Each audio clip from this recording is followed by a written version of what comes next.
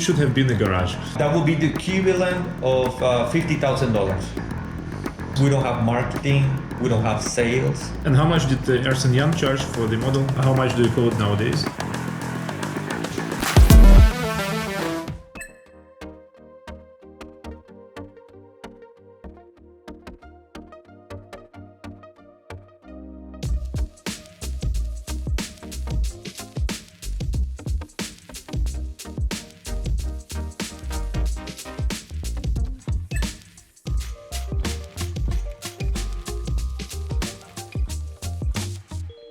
How many do you have in the office these days? We're about 45, but right now there's 4 of us. 4. So 10%.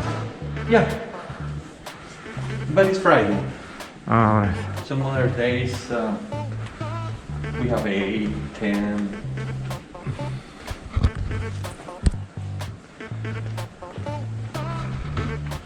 There's hardly everyone here. Sorry. Okay, thank you.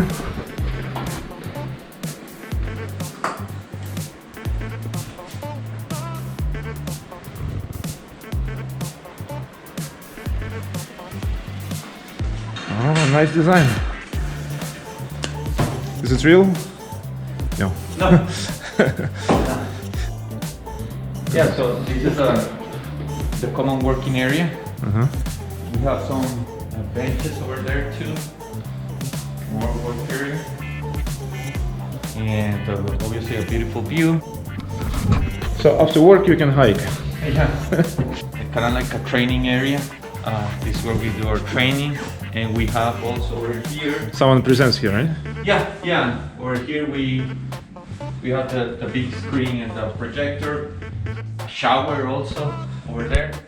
And a rest area over here. Yeah, it's comfortable. Skype room. It looks like the how you call it, communion box in the church. Yeah. Yeah, this is a big Game of this room, meeting room. And then we have smaller rooms. Yeah, looks very modern. And then another Mordor. These ones are. It's the darkest, right? No. But yeah, it's All right. Where do you throw the ring? the ring. One ring there. I guess anywhere, right? If you turn off the air conditioner. Exactly. Exactly. And that's about it. Yeah. All right. This is a nice office. I like it. Stylish. Who designed it? An architecture firm, a local architectural firm. Yeah. Here I am with Carlos Sirias, who runs Pernix Solutions, a software development agency, for the past 12 years. What's an employee-owned company? For quite a few years, I've had the idea to provide some pathway to ownership to employees. But it has been something really difficult to implement. But early last year, we've thought about what's going to happen with the company. When we started the company, we didn't dream it that it was going to be as big as it is right now and support as many families as it does right now. So we wanted to explore, after more than a decade of doing this, what was going to happen with the company, what was going to be our exit strategy, were we going to sell the company, was it gonna be a family business? What were the choices? We had a couple of opportunities of selling the business, and that made us think about what we wanted to do long term. At the end of the day, what we decided, influenced by the experience of some other software companies, that what we wanted to do was to provide that path to ownership for the individual employees. And basically how that looks like is that we hired EY, Ernst & Young, to help us develop everything, develop the framework and all the legal part that could support that framework. We had another company from the United States called Cedar Reach that also helped us implement the framework. And then basically, in a nutshell, what we're doing is that once an employee has been with the company for at least 3 years, they could buy shares of the company. If obviously no one, most of the people live, paycheck to paycheck, right? So they don't have savings to buy a part of a business. So what we decided to do was that they could express their interest of buying shares of the company, and through some legal mechanism, we will give them those shares, and they will pay back that debt through the dividends of the company. That forces the new owners to continue to perform well and go the extra mile, so that those dividends grow more and more, and they can pay the debt of buying shares of the company using that mechanism. Let's consider an example, right? So I've been with the company for 3 years. I'm a software developer, and then I want to buy, how many shares can I buy? Sure. So the way that we structure is that every year we do a valuation of the company. So for example, if the company is valued at $5 million, right? The more that they could buy, or the most that they could buy through and pay with dividends will be 1%. So that will be... So for one employee is 1%? Yeah, that will be the equivalent of $50,000, right? Right? Obviously no one can afford it. If they live paycheck by paycheck, right? From the company revenue? From the dividends it could be the revenue, whatever is left after taxes. Then you distribute that by the shares. And then you pay it out. Yes, that's right. So so I can opt for 1%. You give me the 1%, and then each year it is paid by the as a percentage of the revenue. But you're correct. They will be paying it from the revenue of the company. Okay. But that way it kind of it's a mechanism that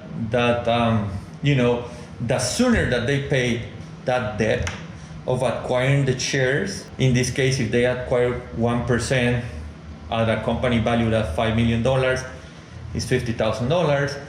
The sooner that they pay that debt, the sooner that they can get the next 1%. Exactly. Start putting that money into their pocket, right? So obviously, we sell those shares with through a loan, so they have to pay interest over that. But again, the sooner that they can pay that, the better, right?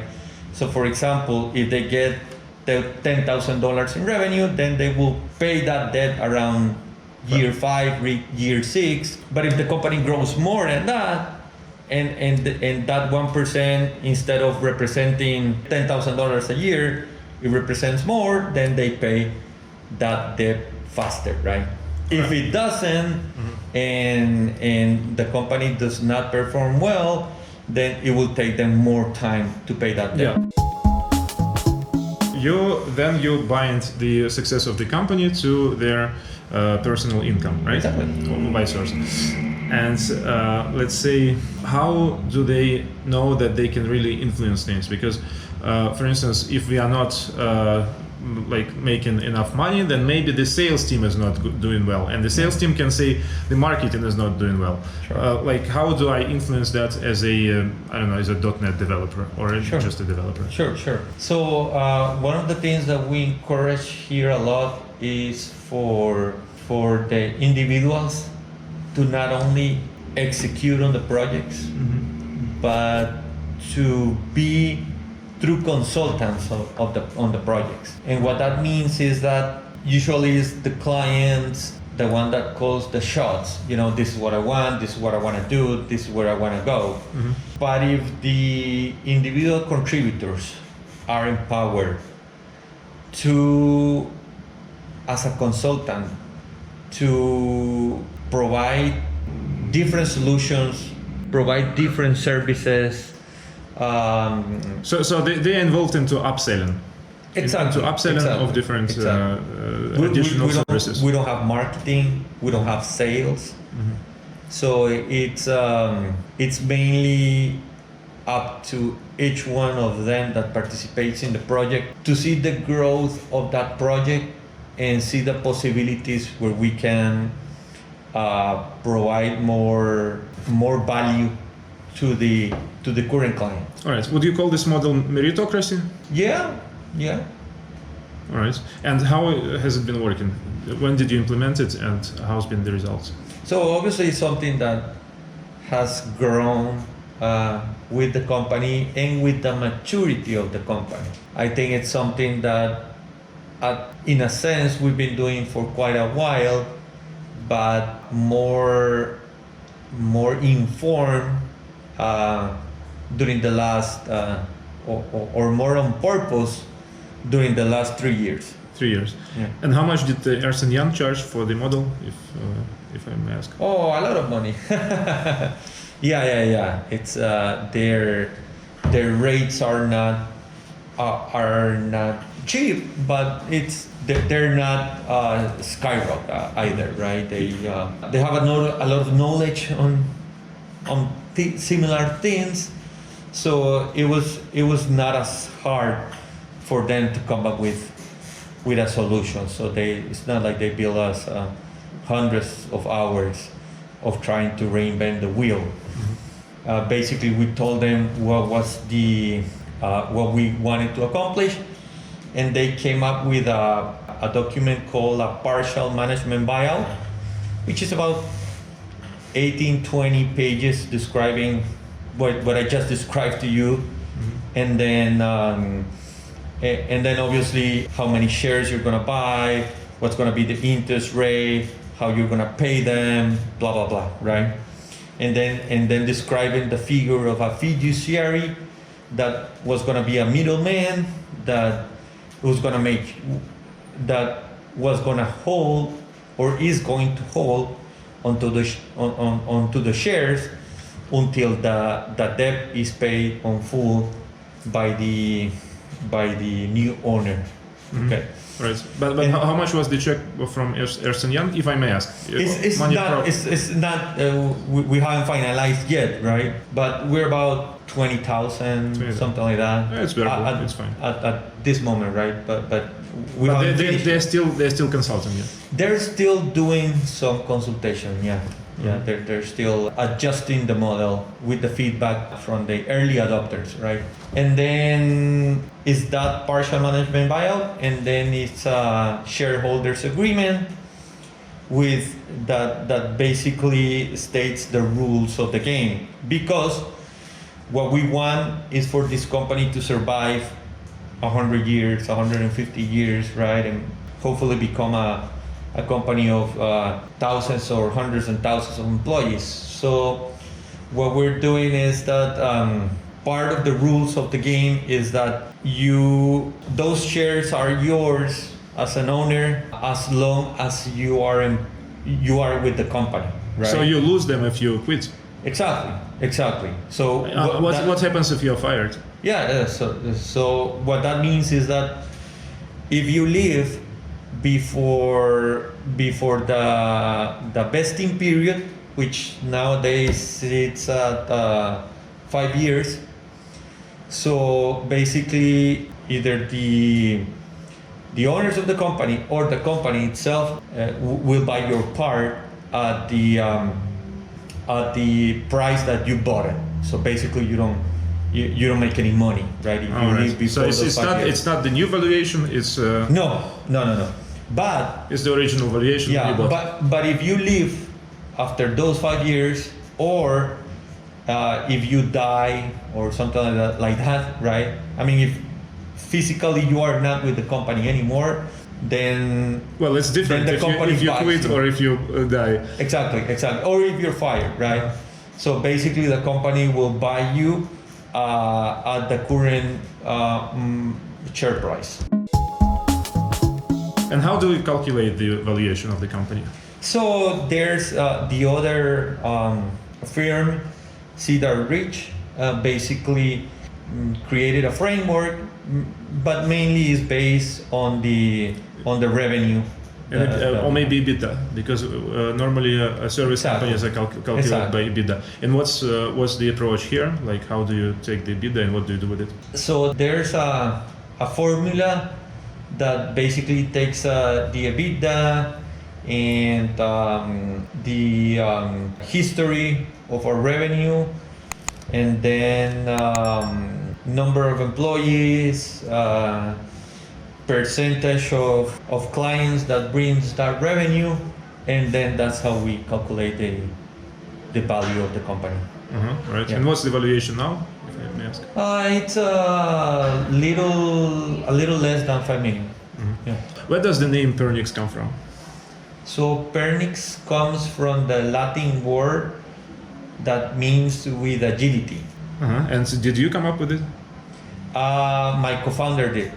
My co-founder came up with the idea. All right. So just like myself, your background is programming and technology, Exactly. right? So what's your main technology or main programming language? My background is in Java and .NET. Yeah. And how much do you code nowadays? Little. I still do a lot, but I still do a little, but what I do a lot is a lot of research on upcoming technologies, framework that we could use and that will keep people interesting, right? Technical people, they want to be challenged, they want to use, what the new upcoming technologies. So I do a lot of that research. What are the most recent technologies that you research? So we've been doing using a lot of Vue, TypeScript type of frameworks, Elixir, Ember, which are a little bit old, but we've been using them for quite a while. Those projects to our clients where we can implement algorithms to provide better services for their clients. And what do you use for machine learning? So we use a few frameworks. I don't have them at the top of my head, but we use also a few consultants to help us bring the employees up to speed and help us contribute on the projects too. All right. So you spent a lot of time working for big names like Hewlett Packard and Intel. Yeah. I worked at Nokia myself, so I know Nice. what it's like working in a company where there are thousands of employees. Sure. How did you like it?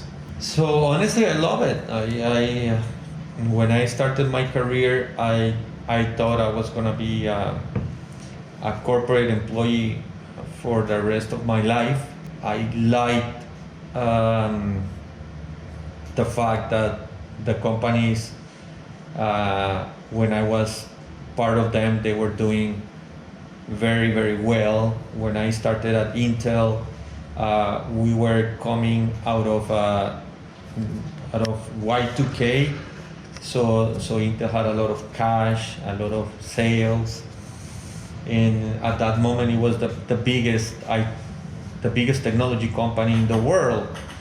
And then when I switched to HP in 2006, at that time they were the biggest technology company in the world before Google and Facebook and all of them.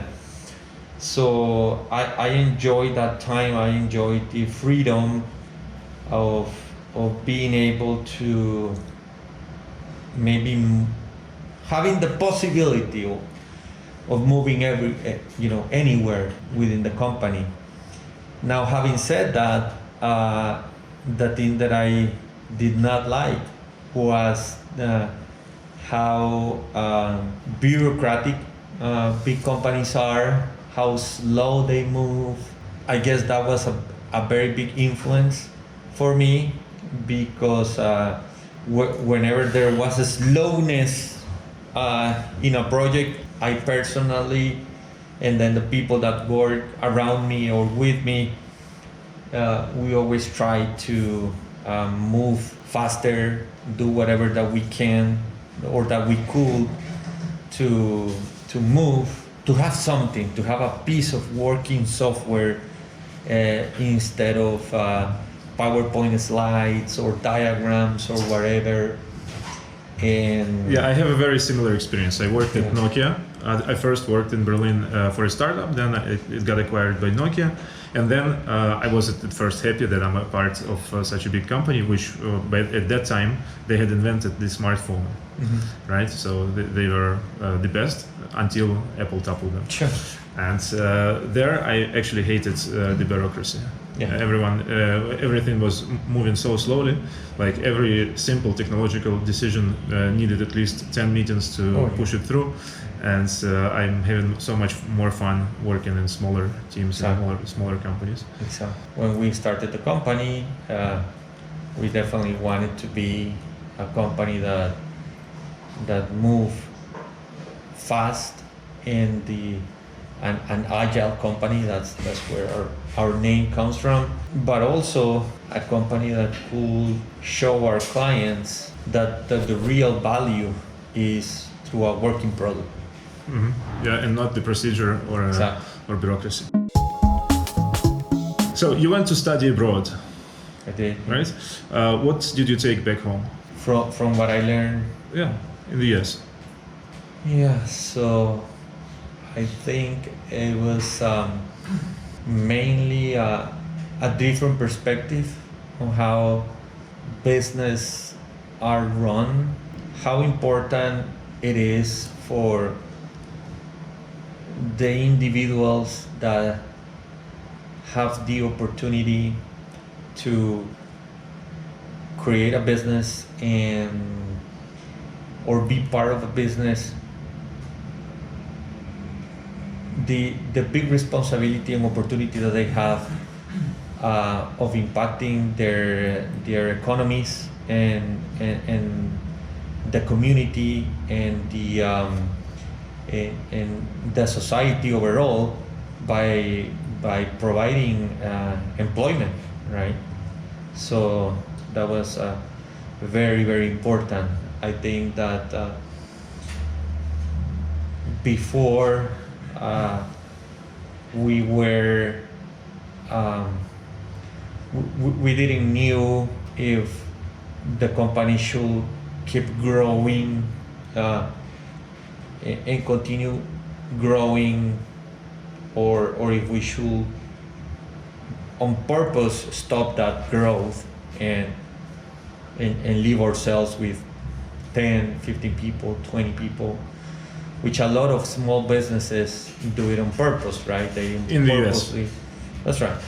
They purposely, and over here too, they purposely want to stay small, right? Yeah. But we decided that we wanted to keep growing. Obviously, you have to have a good base to support that growth. But you studied in the US before you founded the company, right? I did. Yeah. All right. So let's talk about this period of time and then about the company. And why didn't you stay in the US? Your jobs, by the way, with HP and Intel, they were in the US or here in Costa Rica? Here, Costa Rica. Yeah, right. Why didn't you stay there after your studies? Oh, I think that so the motherland calls you. That's a term that I've heard from a lot of people. That you always want to get back to your roots, no matter how hard it is to do or perform or whatever you want to do back home. But whatever it is your home, right? It is the place that you grew with maybe with your parents grew as well. It's a place that you call home, and I guess that there are a lot of people that wanna see that place flourish, right? For example, places that have had a lot of issues here in Latin America, like Venezuela or Colombia, you always hear the nationalism of those people and their wish to go back, but they can't because of the social and economic instability. I think Colombia is fine. Venezuela is terrible. Is doing terrible now. But Colombia is okay. Like I don't know. There's a lot of there. people. We have a lot of people from Colombia, and they're very nationalism. You see their flags on their cars and on their businesses. I saw some Dominican flags here in Costa Rica. Maybe they feel that they can prosper somewhere else faster and better, right? Mm-hmm. Which also happens with people that emigrate to more developed countries. But I think that at the end of the day, there's a call for you to return to your homeland, and those of us that can't. So besides bureaucracy in big companies, what else made you found Pernix? I was pretty done with moving slow. I wanted to do things faster. When we started the company, it was basically it was gonna be a consultancy firm of me, my co-founder, just doing consultancy faster. Is your co-founder also technical? Yes. And you started together? Yes. And then we started growing, and we let it happen. And then, as I mentioned, at some point he was not involved anymore. I started deciding or thinking, well, how big? Why wasn't he involved anymore? Interesting. I see him as the real entrepreneur. Mm-hmm. To be honest, when we started the company, I recently have bought the house with my wife, and a few months after that we bought a new car, and then the opportunity presented while I was working at HP, and then at that moment I had a new mortgage on my house and a new loan on my car, right? Yeah.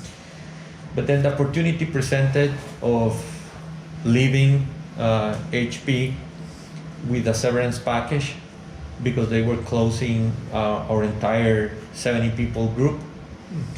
So then my co-founder told me, well, man, this is the time, right? Leave HP, you have some leverage in your severance package, and let's start the company, right? I have the name, blah, blah.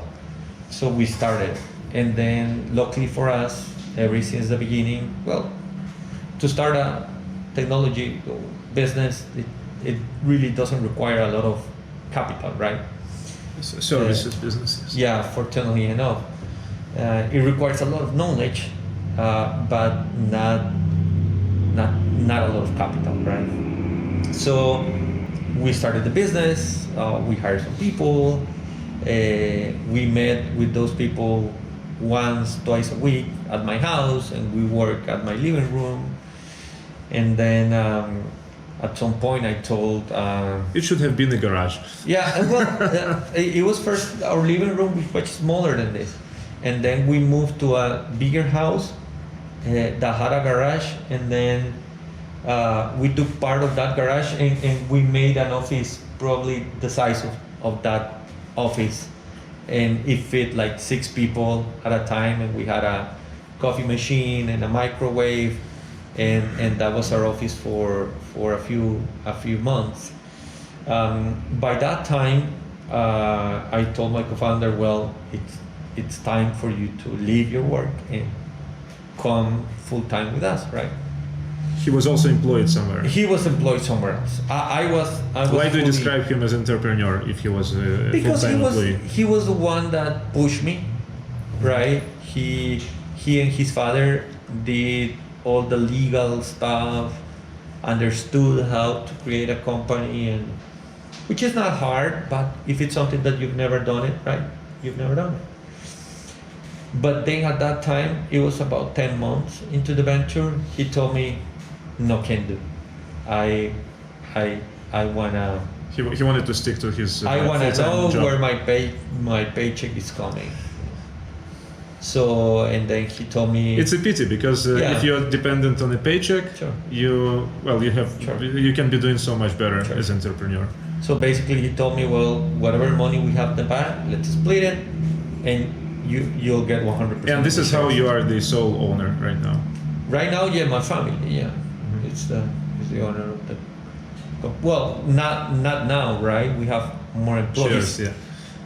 But, So but I speaking- had a majority stake. Speaking of starting, was it easy to start? I don't think anything is easy. I think it obviously it was easier to find a job somewhere else. It's always a risk. I think we did.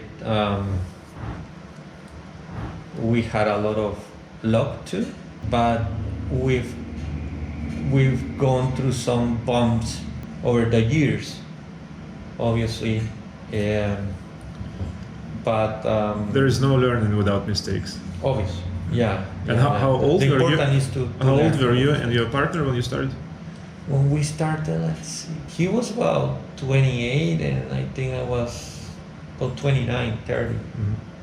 Yeah, no, I was 30 and he was 28, 29. It's a good age to start a business. Yeah. I started mine when I was 23. Yeah, oh nice. Yeah, I think we were mature enough to start a business, so.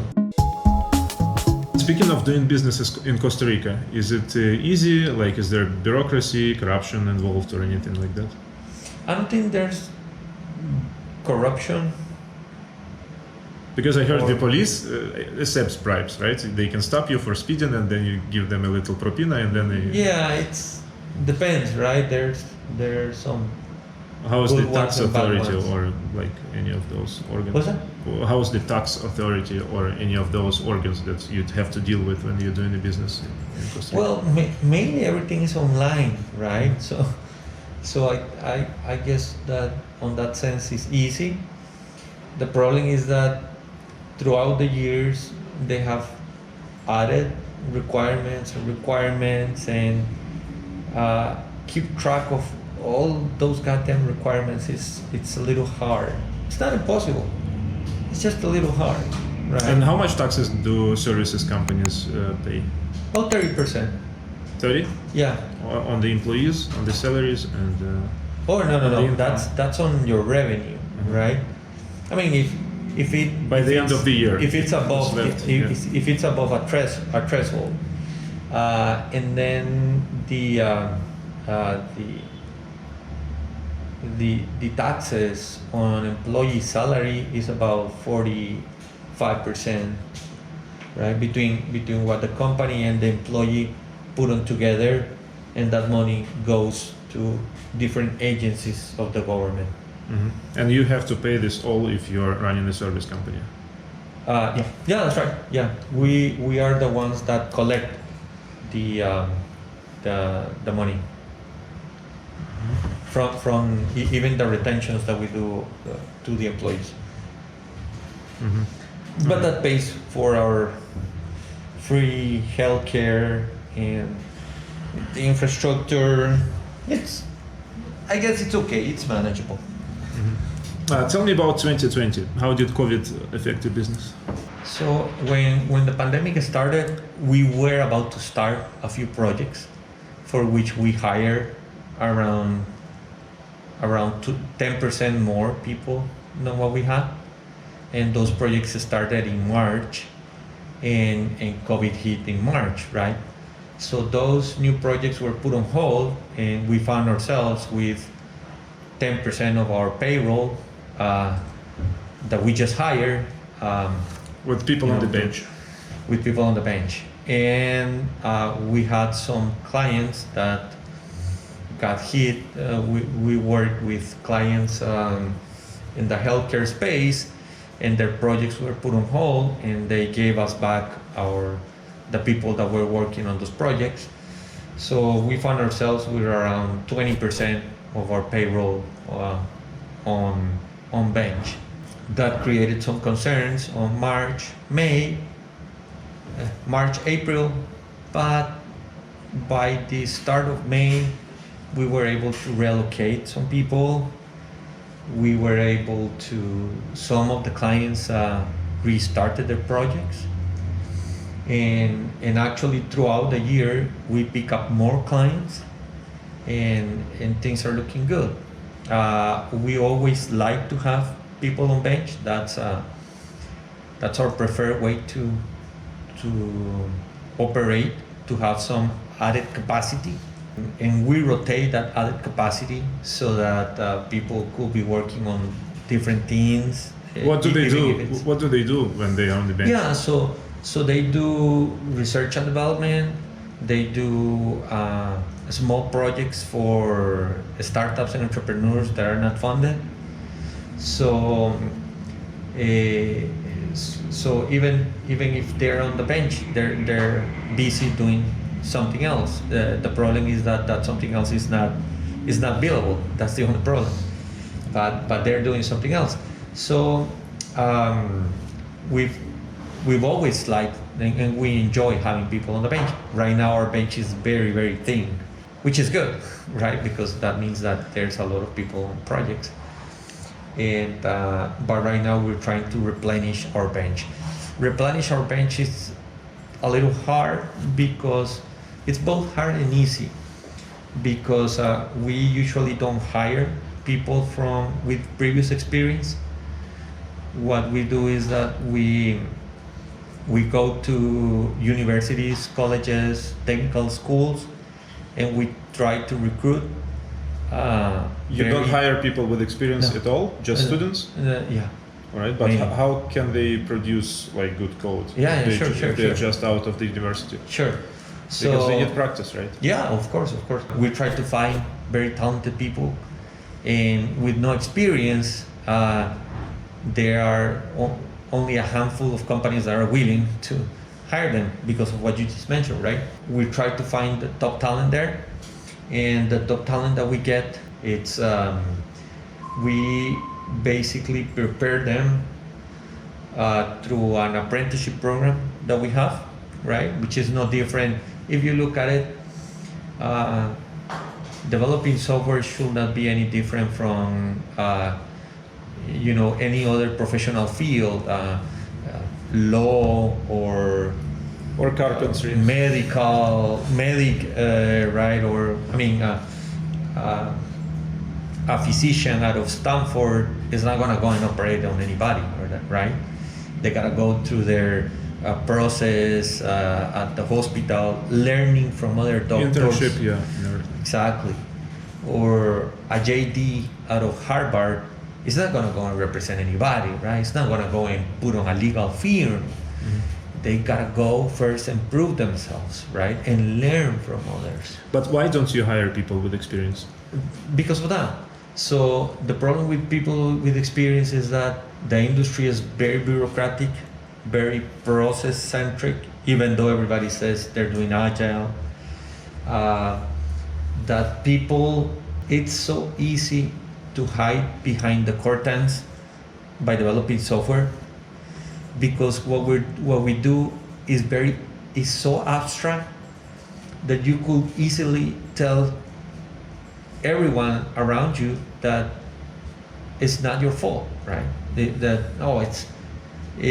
the client's fault, it's the requirements, third-party library, framework. Yeah, exactly. Is the gems, is the technology, is the computer, is Heroku, it's AWS, it's whatever it is. But that's like this in any other profession, like in the physician's profession or in a surgeon profession. It can also be anything. Sure. But if I'm building a wall, right, and that wall doesn't have a window, and it was supposed to have a window, everybody else sees it, right? Well, construction is different because there you plan in advance. With Sure. software, you can skip that part and you can be like Yeah. the initial specification was to build a skyscraper, and then you build this many Yeah. floors Sure. underground. Sure. That's the beauty about Yeah, software, of right? course. That it's soft. It's Yeah. the only thing that is soft and it's not hard, right? Yeah. Everything else is hard. Everything else is hard work. So the problem is that we don't like people with experience. We hire people with less than 1 year of experience sometimes. We're open to that. But the problem is that we want to grow people. So we bring those students, our recent college graduates, and we put them through our program, which basically with people on bench, they take on projects from startups and entrepreneurs that are not funded, and they iteratively help them build an MVP. How do you select these startups and non-funded projects? Sure. We've got so we work with a few entrepreneurs and startups throughout the years, and some of them made good money. We had a case of a startup that started with us with the students and then hired those students, and then we grew with them for 5 years, and then they sold their business for $350 million. That's the best. What's the name of the company? It was called LifeWatch. Now it's part of a security company called Pernix Security. We still work with Pernix Security. We've been working with them for 8 years. Nice. Did you have any share in the startup, any equity? No. No, you didn't. They offered us. You didn't do any the MVP for we don't take equity? we don't take any equity. Yeah, it's hard to take equity. A lot of mistrust. Well, there can be a gentleman's agreement, right? And not on our part, but on their part, right? I mean, no one wants to give their baby, right? For not even in lieu of work, right? Everybody wants to maintain some kind of control. But they didn't have any money, and you built Exactly. an MVP for them. Well, they did have a little bit of money, right? And that's how we built the MVP. And then they started getting, and this is what happens with every startup. They start getting some investment, and with the investment, they pay us our fees. And we keep working with them until they run out of money, they run out of, they are no longer a concern, or they're able to sell their business or become something else or whatever. So that's how we train our students. They go to and what does that company do? What was the idea of the startup?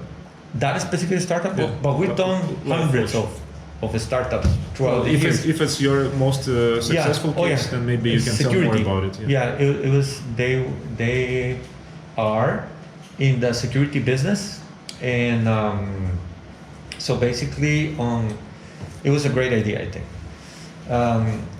When your alarm is triggered, you basically get a call from, this was 8 years ago, right? We didn't have push notifications or anything like that. But you get a call from a command center, right? Somebody sees that your alarm is triggered. Mm-hmm. Hey, I'm calling you because the alarm of your office got triggered. Do you know what's going on? I have no idea what's going on. Can you call the other one, right? The next person online? Because I leave 5, 8 contacts. So basically what we did is an application called a Zapper. As soon as possible, everyone responds. So what happens there is that when your alarm gets triggered, then our software pick up that signal, and basically we use Twilio back then, or still, to send a blast message to all of your contacts on your contact list, telling them, hey, there's an alarm trigger, and guess what? We just created this dynamic chat. So we created a dynamic chat with everyone on the contact list, so that somebody on the contact list could go and see what happened with In the chat is within the app. It's The not chat- a WhatsApp or Telegram or No, anything. it was not an app. It was an on-demand HTML chat. So basically, you just go into You just the get chat. a link Exactly. by SMS. And By text that's message? the beauty. You got that through SMS, email. Later we incorporated WhatsApp or Facebook Messenger. We just use Twilio to send the message through the way It's a that very you want convenient it. and useful API. I know Exactly. Twilio. Through the way that you want it to be contacted. Hell, we even implemented a call, an actual call that said your It's alarm easy got with triggered. voice XML. If you wanna see your chat, go here, whatever, right? It was a really great tool that they sold for $350 million. That's a great case. And so, Oh, yeah. so you don't list any projects on your website. Why? They're on Clutch, on our Clutch profile. But on your website, there is none. No, we wanted to keep our website very simple. Yeah. All right. And by the way, your blog page returns 404. Oh, interesting. Maybe you want to fix that. You should fix it. Yeah, of I course. just noticed it Of today. course. Weird. Marketing. Where do you get your leads from?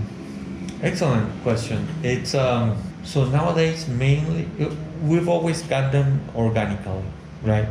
Somebody we work in the past. Word of mouth. Yes. And since we work a lot with the startups and entrepreneurs, with the students, they actually help us for 6 months, 12 months, 18 months, bring those students up to speed, right? And then after they have worked, after the students have worked on these types of projects, intense projects, right? Projects that we need to deliver something in 4 to 6 weeks, an MVP. After they work with 6 different startups, we call them ready to be a junior developer. But going back to your question, in a year we probably work with 20, 40 startups, and that's how we get our name around, right? How do you select those startups? So it's a hard process because we gotta go and see if they make sense. Which criteria do you apply when you select? Sure. Basically, it's how far, or let me say how serious they are. That's our main criteria, and that means what kind of documentation they have. We don't need to see it. We just need to browse it to see if they have a business plan, they have an investment sheet, if they know what they're doing. Right? If they don't know what they're doing, we don't even look at it. And are Right? these It takes startups? 10 minutes for us to meet. Okay, you don't have a business plan, go and work on a business plan and then call us back. Yeah. That's we don't even have a call. Through email, we know if they send us their business plan, then they're more serious, right? And we start looking at their business plan and see. We don't care if it makes sense or if it doesn't make sense, right? Because if the Uber guys come to me right now with a business plan that, hey, here's an idea for an app. Let's create an app that you're gonna get into somebody else's car, and that somebody else's is gonna drive you somewhere. I will call them nuts, right? But then look at Uber. Right? Exactly. The same happened with Instagram. Exactly. Like, you wanna post pictures and scroll Airbnb. down. Hey, let's build an app where a complete stranger goes and sleep at your house, at your couch, right? Or in your own bedroom, and you're sleeping in your couch. We don't look at it for ideas. We look for commitment to those ideas. And it's also good training material for the students. Exactly. There you go. See? Yeah, You're smart, man. I understand the model. Of course, I've been doing this for 15 You're years. smart. And how much do you pay the students, the fresh college graduates? So we're providing an stipend, right? Basically enough for them to eat, do their transportation, pay for their studies if they're still there. We provide them at the local eatery of the building. It's free. The food is free over there, so we pay for that. Not only for the students but also for our employees. We don't want them thinking, where am I gonna eat today, right? What do I feel like? We do the same. We provide lunches in the office and breakfast. But tell me, if it's not a secret, of course, Sure. How much is this stipend in dollars? Yeah, it's like $2 an hour, something like that. So in a month, it's like 300, 400. It depends on how many hours can they put on into the program. It's pretty much Ukrainian stipend or junior developer, so exactly. entry level specialist. So And then when they're ready, when we hire them, our base is like almost $2,000, right? With the money that we give to the government, it's almost around that. To the government, right? And how much do they get after taxes? Oh, they get after taxes they get around $1,200. That's a good salary. Yeah, it's a good start salary. And in experience, a senior developer, how much? A senior developer, in Costa Rica? They will make $3,000, $4,000, $5,000 depending on their experience. Up to $5,000. Yeah, that's also pretty Ukrainian. I mean, Sure. it's on the same level. Yeah. And so you have a profile on Clutch, which is well developed with the reviews and projects and everything. Have you ever used paid listings to promote your business? No, not really. And how do you price your work? Do you work on fixed projects or time and materials? Yeah. How do you work? So we have a rate sheet. Our preferred method is time and materials. We sometimes do fixed bids, but obviously they're more. We do time and materials with staff augmentation most of the times. We found that it's better if our people augment the staff of somebody else. And now having said that, we do a lot of projects where we take full ownership of the project and build time and materials, and we do a lot of projects where we take full ownership of the project and do a fixed bid. Those are less common. We still do them depending on our bench and how our bench looks like. The way that we estimate those is that, again, a number of hours, we provide ourselves a good cushion, and then that's how we build it. Lately, we're exploring more and more doing it on an iteration base, meaning that we provide an overview or a scope and a quote, right? A movable quote, right? So we tell them, well, we feel this project is gonna land between here and here. Yeah, this is how we price our projects. Yeah, but we are committing only to the first one or two iterations. So that's our fixed bid is for the first two iterations. And then after that, we'll do a review and say, well, we feel that we bill you a lot, so we feel it's going to be less. And we had those instances. You can bill by the higher figure if you price it from A to Z, right? So you can take by Z, and then return the difference. Yes. All right. And speaking of rates, if it's okay. Sure. Yeah, our rates start on the low 20s, and it could go up on to hundreds. Yeah. What do you charge hundreds for? Oh, machine learning projects, big data projects that require a lot of knowledge. Some of our people got trained by Andrew Ng from Stanford himself, and so they're very expensive. But what's the average? for, let's say, normal development? If it's if it's Ruby on Rails, just a web application. It all depends on the specifics of.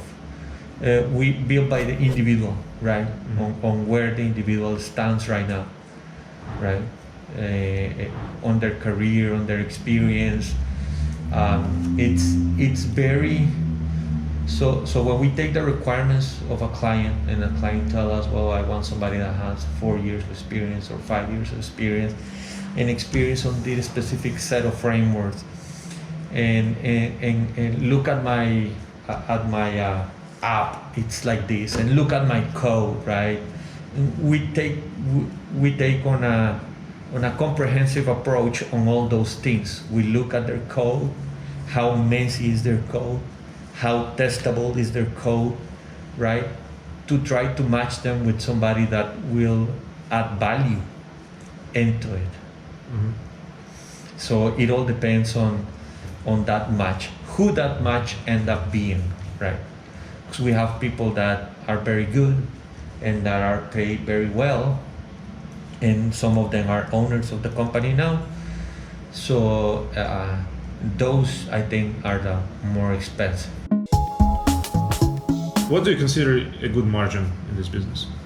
I think anything above 25%, it's a good margin. Yeah. I think that's something that this pandemic has shown us, is the importance of having a rainy day fund, and the only way to get the rainy day fund is through having a good margins. Where are your customers located mostly? Mostly in the U.S., mainly in Northwest Chicago. Ruby on Rails is very West Coast technology. You should have a lot of customers from California and from Portland, from Oregon. But they're comfortable spread around the U.S. Mainly in Chicago, but we have clients in Denver, Oregon, Seattle, California, Texas, New York. How often do you go to the US? Well, before the pandemic, we always had people there. We like to do a lot of work with them side by side. So that's funded by us too. The problem is that even if it's a medium-sized company, the small companies, that's no problem, but medium-sized companies and bigger companies, it takes a lot of approvals to get a contractor to fly over there. So those were things that we funded ourselves, but obviously right now not so much. All right, so you must be making some extra money by not having people there. We are making some extra money, yeah, that's right. But we're saving that to hopefully pick it up later. Like we're very eager to send people over there, build rapport. We have some projects that started last year where our people have not been able to work side by side with some of those clients, and that's something that we always like to do. All right, how often do the customers from the US visit you here in Costa Rica? It's not as frequent as we want, but they do come. I think they like the fact that we travel on our own budget and do not depend on their budgets. And how do you manage to have budget for your employees to travel and to live in the US? Because it may be expensive, right? Depending on the place. Like if you send someone to New York, it's sure. No, they stay there over the head. They stay there for a week or 10 days at a time. So it's not month long. Exactly. So it's not It's mainly to build rapport, start a new project, a new iteration, a new release. It's mainly for that. All right. Our guys normally travel on the customer's expenses. Sure, and it takes time, right? I mean that is always. It depends how badly difficult. they need you there. Exactly. It's always difficult because of the approval processes, how they justify it. Sometimes they don't do it not because they don't have money, I mean the clients, but because it's so demanding and it has to go through a bunch of approvals that we rather do it on our own money, and it's they're very the customers appreciate that a lot. So most of our clients, we work with them for years. Yeah, so 10 days is nothing compared to that. Exactly. And tell me if you have ever considered establishing a footprint in the US, like opening an office there or hiring salespeople. Yes, we've always considered that. We haven't found the right opportunity to do it, but we've always considered that. All right. And besides software development, what other services do you provide?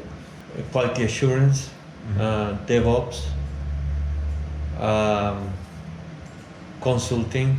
We had a project before the pandemic to provide training services for free to high school kids of the area, but we have to put that on hold. But that's a side project, right? Exactly. It's not a commercial service offering.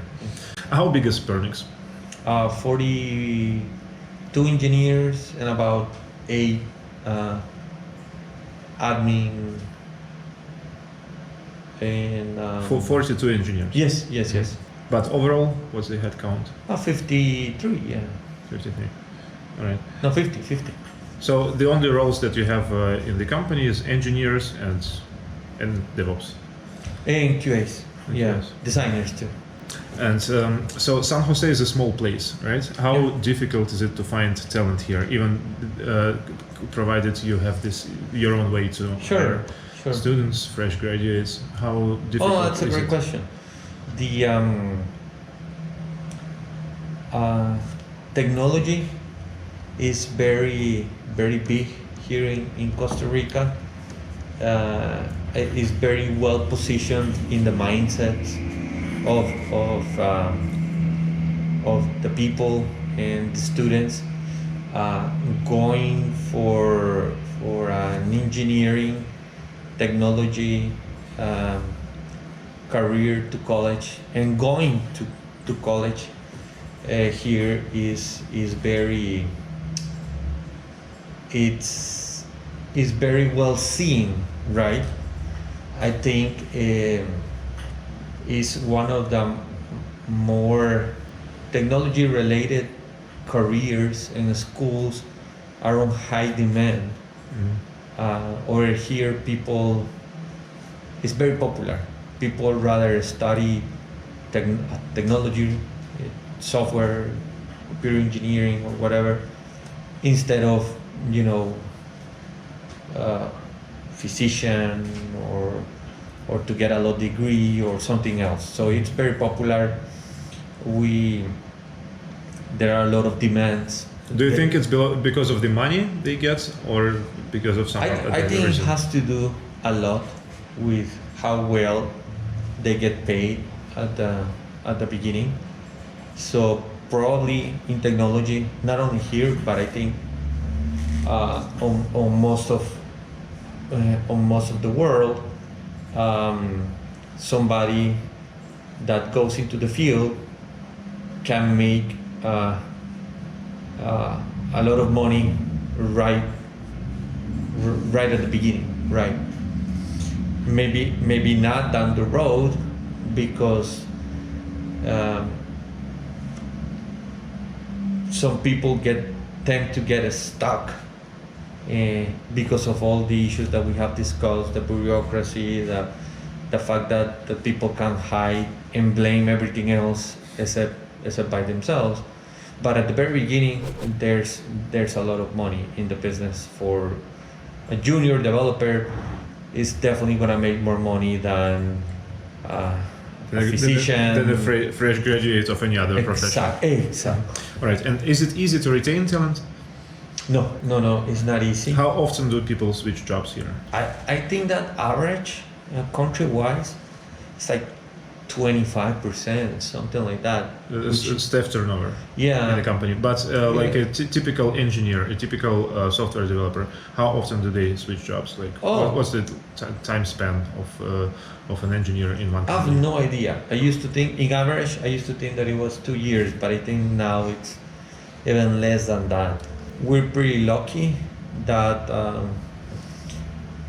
since we've grown our engineers, they've been with us since they were recent college graduates. So for most of our current engineers, we've been the only job that they've ever had. And they learn a lot of things with us, so they're very grateful of that. And So it makes them loyal. the average company. stay here is about 4 years. So It's pretty good. It's pretty good. It's awesome. It's And longer. our turnover, it's some years we've managed to keep it in single digits. Last year it was 12%, because I think a lot of people found the possibility of, there was no differences between companies because everybody was working from home, right? So it was the same for everyone. So we've lost a few last year, but people are very grateful that we help them grow as professionals, and they're also very grateful for the opportunity of showing others how they can grow as professionals in this industry. I can tell you one story about working remotely that happened to me last year. So we hired a guy, a WordPress developer, right? And he was with us, but he was somehow lagging behind. He was not like making it on time or like meeting deadlines or anything. And then we decided to get the feedback from his previous job. It turned out he never left his previous job. That's all you need to know about working remotely. That's right. And some creativity that people have. Oh yeah. So we fired him, and the other company did. Sure. But I was very surprised. Yeah. I would expect everything, but not like this. No. Let's face it. In this industry, people are mercenaries. Yeah. And that happens everywhere, right? And I think that speaks very bad about the professionalism of that particular individual, of course. And the industry itself, right? I think that there are a lot of developers that once they feel that they're going to be accountable for what they've done or what they've been doing, or for the quality of the work. Oh yeah, that's right. Then they leave, and unfortunately, they get hired in another place exactly. like this. Yes. Exactly. So that's one of the reasons why we usually don't hire people with previous experience. It doesn't mean that we haven't done it. We've done it, and every year we do. But that's not our preferred method. All right. What's the gender balance in your company? 15% are women, and then 85% men. Oh, that's quite a machist composition. Yeah. Is it because women don't normally have interest in technology here, or? Exactly. Really? That's the reason. Because in Ukraine, I think it's getting to a good half, probably. In my company, it's 40%. Nice. Over here is very hard. So that's a Latin American thing, or what do you think? Which professions normally women choose? More social type of professions. right? Psychology, teaching, everything that has to do with the social part, right? Physicians, but yeah, on technology, not a lot. Right. Not a Do lot. you have an HR manager or a recruiter or someone in the company? Yeah, And I presume that's a woman. that's a woman. That's right. And then the admin is a woman too. All right. And then engineers, we just have a few. Samantha is one of them, which is a recent hire. We hired her about 2 weeks ago. All right. Well, hopefully it changes for the best. Hopefully, yeah. time. So one of the projects that we had actually was on that training that we were gonna do with local students. We were gonna start first with only women to get them more interested in technology. What's essential Costa Rica? That's a recognition given by the government for compliance with a few key performance indicators that the government has defined. Like those are economic sustainability, social progress, and there's another pillar that I just forgot about. What do you do to comply? So basically, you have to show that, for example, for sustainability, that you are doing something to reduce your footprint, and for social progress, that your workforce is well paid, and that they don't that they live well and in a healthy life. Right, that is just in high level. But what happens is that when you comply with those, then there comes an audit team, to look at how you have implemented programs and how sustainable those programs are in the future. Yeah. So they come and check if you don't have like a pile of plastic bottles and not standing with at your people with the whip. Exactly. And they look our payroll to see that they're paying well, what kind of healthy programs we have put in place to guarantee that that we keep them moving. Do you sponsor gym membership? Yes. Those kinds of things are the ones that are looked by the audit team, and then that's how we get the brand. The brand is kind of like a country brand that is given by the government. But any company can apply, right? Yes. Not only information technology or Exactly. services. Can be agriculture, can be machinery, can be anything, right? Transportation. Any company. All right. And what are the perks that you provide to your employees? I saw there a picture on the wall, like listing them. Yeah. What are your favorites? What are they? So my favorite is we give them time to nap. So everyone can take a nap of not more than 25 minutes. 24 hours. So people can put on their. We use a Slack for internal communication, so they can put their status as napping.